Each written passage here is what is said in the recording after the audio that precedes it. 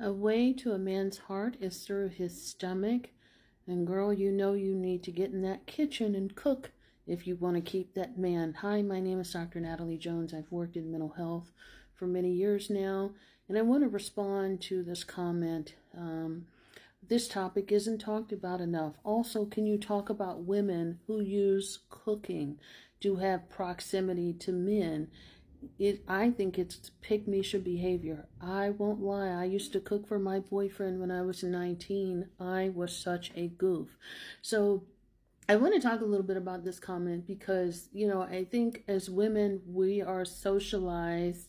Women are socialized and often groomed from, children on how to be a wife and a mother. Therefore, we are taught by our parents usually and by society on how to be a good homemaker, how to be a good wife and a good woman. You see it in all the magazines. We're taught how to cook. If you have brothers, how to take care of them, and so how to clean the house and things like that. And a lot of women are also taught that the way through a man's heart is through his stomach. There's all sorts of like verbiage around like learning how to cook and be a housewife or a good homemaker, and how that's really valued among men, right? And you often see women that will like cook for a widow and bring him food, widow or widower, anyhow, bring him food when his wife passes and so on and so forth. That's just the thing that women have been conditioned to do. And I'm not saying that men don't cook. I'm just saying that it's hammered into women to cook for men, and it's hammered into women. There's no real like distinction on who you should be cooking for either. So women are often taught that, to cook for men in general, any man, and even in some cultures, that women cook and serve men, right? For dinner, and they don't sit down and eat because it's almost like they're the cook, they are the wait staff, and they're expected to serve, and then those women often eat last and still tend to have to get up and do the cleaning. So that's emphasized more in certain cultures. So I definitely think that that is something that culturally, especially if you come from the U.S., that is just something that women have been conditioned to do, to care for and cater to men, whether it's your dad, it's your uncle, it's your brother, it's whomever.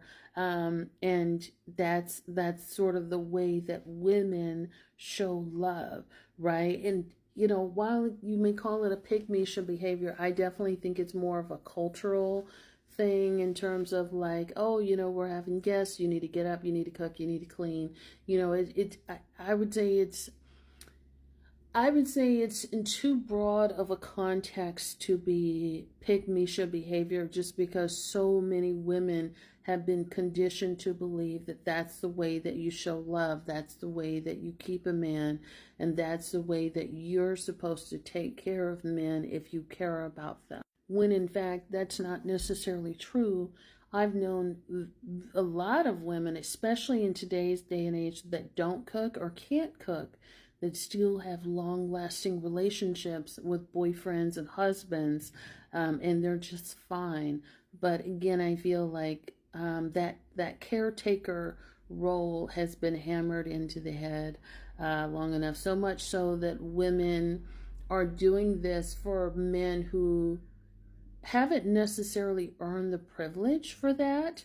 So, again, if you have a boyfriend, if you have a guy that you're talking to, you're trying to impress, you're just sort of doing this free labor of love. And while you may be pouring love into it, they're not necessarily thinking about it the same way. Men can eat your food and not care less. They could have sex with you and not care less. And again, I'm not applying that to all men. I'm just saying that that is something that can happen. Like, we can eat together. It doesn't mean anything to me. Whereas for her, it may be like, I'm doing all of these things. I'm slaving. I'm trying to make a good impression. Yeah, I know we're in a situationship. Yeah, I know we're this and we're that, but I actually want more. And I'm showing you that I care about you through the food that I'm preparing for you. How many of us have given wife privileges to someone who doesn't even deserve friend privileges, right? And I think there's a large part of us that may have, a lot of us have overcompensated in some ways, right? Because you have to be young and dumb before you're old and wise, and that's just happened. And you have to deprogram some of that societal conditioning, some of that parental conditioning, some of that old school conditioning that no longer applies, that no longer gets you the happy life that you were looking for. You have to stop overcompensating and showing up too much in dating, because in dating you're just data collecting, right? You're not even exclusive yet. And so therefore, that shouldn't even be time that you guys are spending together necessarily doing all of those types of things. Those are things you should be outside of the house doing fun stuff, getting to know each other, having those conversations. But you have to reserve some privileges for those who have worked to earn that and, have that with you. That's my school of thought. You can do it, you can cook for your friends and things like that. But I think a lot of women will do that to have that attention to men, because again, they've been conditioned by that saying that his heart is through his stomach. So if I feed him real good, if he eats real good, he's going to keep coming back for more. If I take him a plate, I fix him a plate, or I have a plate hot and ready, he's going to know that I care, and he's going to keep coming back to me for more. And I know he likes what I'm putting down in the kitchen.